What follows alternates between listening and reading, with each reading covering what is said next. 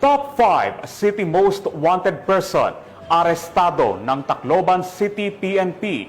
Patrolwoman Maria Elena Singian, ibalita mo. Arestado ng mga awtoridad ang tinaguriang top 5 city most wanted person na may kasong 2 counts statutory rape matapos mahuli sa Barangay 91 Abukay, Tacloban City. Naaresto ang akusado bandang alas 9:50 ng gabi ng mga tauhan ng Tacloban City Police Station 2 sa bisa ng warrant of arrest para sa kasong 2 counts statutory rape na walang inirekomendang piyansa. Ang akusado ay dinala sa Tacloban City PS2 para sa kaukulang dokumentasyon at tamang disposisyon. Patunay lamang na ang Tacloban City PNP ay hindi nagpapabaya sa kanilang sinumpaang tungkulin na hulihin ang mga taong tiwalag sa batas upang mapanatiling ligtas ang komunidad nang sa gayon may patupad ang kapayapaan sa bansa para sa ligtas at maunlad na bagong Pilipinas.